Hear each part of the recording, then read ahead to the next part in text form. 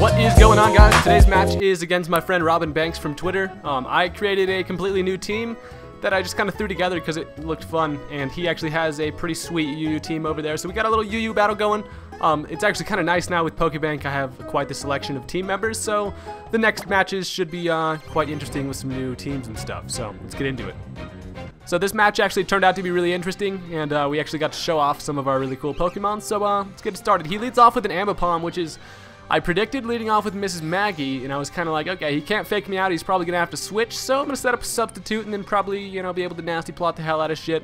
But it turns out that he has a Thief Ambipom, which is definitely going to break my substitute, and Mrs. Maggie realizes that she cannot actually do shit to this thing. I am faster, but that doesn't really, I don't have hidden power fighting, which would be, I guess, kind of nice, but even then I would just die to a Thief. So TittyMilk makes her debut in the X and Y Wi-Fi battles, comes in to take that Thief, and actually didn't take my leftovers. I was kind of like, wait a minute, what? Why didn't that Thief take the leftovers? But I actually find out later that he actually has an item. He's supposed to use Fake Out to use the item, and then he uses Thief to steal your item. So it's kind of nice, because TittyMilk's a big girl, you know, she needs all the food she can get. This Lantern right here is going to take that Body Slam quite nicely, and I realize that TittyMilk probably isn't the best matchup here. I don't know what this Lantern wants to really do. It's probably, I know that these things Volt Switch and they like Toxic and shit. I'm not really too worried about that. I'm kind of mainly just worried about it trying to go for the attack, so I do decide to switch into Chewed Gum, and I can take a Scald like a monster, and not to mention that if I do get the burn, like I do right there, it doesn't really matter because I've got that Magic Guard. So Chewed Gum's burned, but she doesn't give a fuck. It doesn't really hurt her. You know, she's kind of sitting there burned. That's kind of fine. She's just a boss. She's just like, yeah, I'm burned. Doesn't even hurt, motherfuckers. That's right. So Chewed Gum's gonna go ahead and switch out now, realizing that I can't really do anything against this. I don't really want to start setting it up, and I know he's gonna Volt Switch, so I go into Salamence, which is not in fact a Salamence. It's actually a Flygon, and the Volt Switch isn't gonna work. So now this is perfect. I have a matchup with a Scarf Flygon. I can Earthquake the hell out of that Lantern. I want him to think that I'm going to do that, and I go for the Stone Edge as he brings out a Crobat. And I was like, yes! That plan actually worked out perfectly, because I knew that he was going to, you know, switch into something to avoid the Earthquake. So I do actually miss the second fucking Stone Edge, and I'm like, come on! How hard is it to hit Stone Edges these days? It seems like I miss every Stone Edge I try, except for fucking, obviously, that first one. We got some flappy-ass dudes out here. We got all sorts of just wings all over the battlefield, and he decides to switch out back into the Lantern, realizing that I'm Choice Scarfed into Stone Edge. This bulky-ass Lantern is going to be able to take that critical hit like a monster, and I'm like, well, shit. I'm back in a shitty position against this damn Lantern, so I got to switch out. So, for some reason, I decide that it's a good idea to go into Chino. Chino ends up getting paralyzed, and that kind of sucks and kind of makes me useless if I can't break through this paralysis. I know that if this thing gets any more leftovers than it already has, I won't be able to kill it with a freaking Bullet Seed.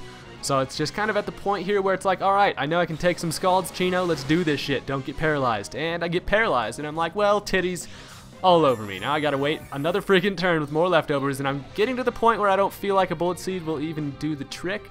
I take this next Scald, and I don't get paralyzed here, and I'm able to hit it with a Bullet Seed.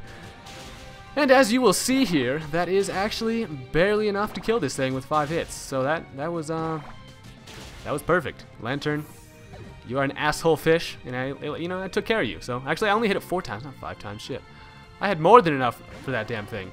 Well, whatever. He actually now decides to bring out Bandit, and I'm kind of afraid because Mega Houndooms are like, holy shit, I don't know what these things are gonna do. They got fucking scarier horns. He just looks like more of a mischievous motherfucker over there. I don't really know what's going on. I actually realized that I don't want to switch, because if I were to switch, maybe he could fuck me up with some way. So I just kind of just let Chino die. I do actually get the free switch into the Revenge killing Sharpedo, which is kind of what this thing mainly focuses on.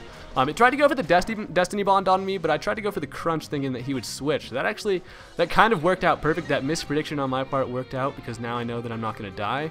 And now I know that I'm going to be faster with that speed boost to be able to, actually with these next few speed boosts. I thought he was going to switch again, so I went for the damn Crunch again. But he actually just decides to go for the Flamethrower to get some damage off on me. And I was like, okay.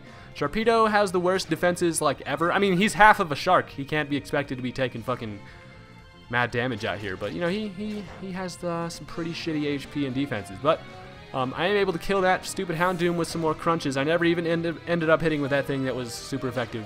That's just the way I roll. Sharpedo looks like she's got a couple more hits left in it. That's kind of nice, but actually this Ambipom comes in, and I'm like, well, I'll save you for later, Mr. Sharky, and I shall switch into TittyMilk.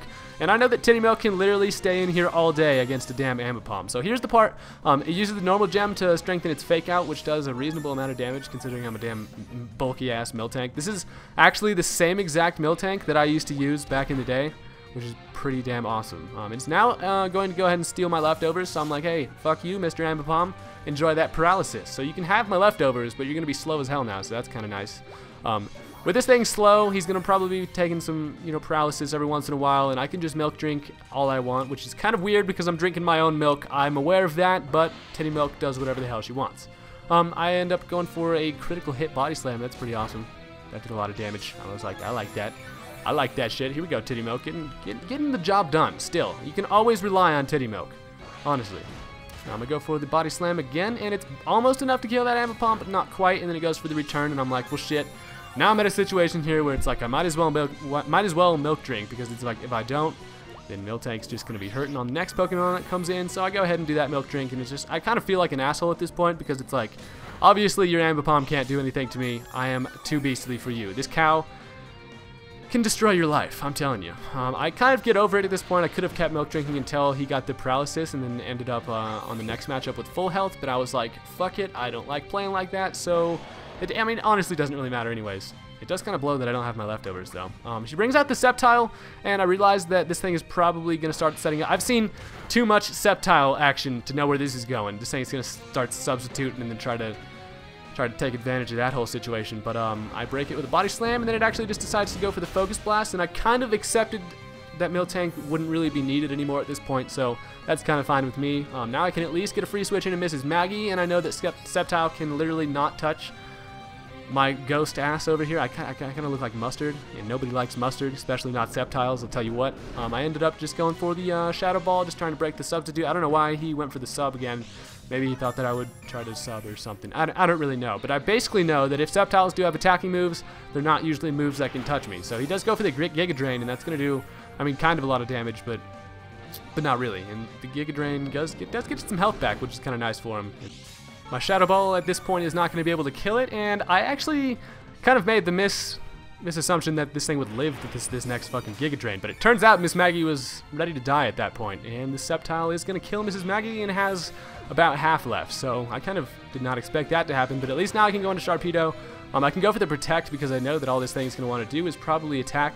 If it did go for the Substitute, that actually would have been a fucking solid play. I realized that what motive would he have to go for the Substitute? I don't know, he should have. Fuck, that could have destroyed me, but he didn't. I get the speed boost, I'm faster now, and I can go ahead and crunch the hell out of that thing, and Sharpedo actually lives this next Life Orb damage with 3. And that means that I can hit again, and I'm like, well, shit, that's just an upgrade. I honestly expected that to kill me, but hey, this Feraligatr is about to have a bad day because you got crunched right in the stomach by a freaking half shark. I do kill myself with Life Orb there, but, whatever. If Sharpedo kills itself with Life Orb, that's how you know you did a good job with Sharpedo.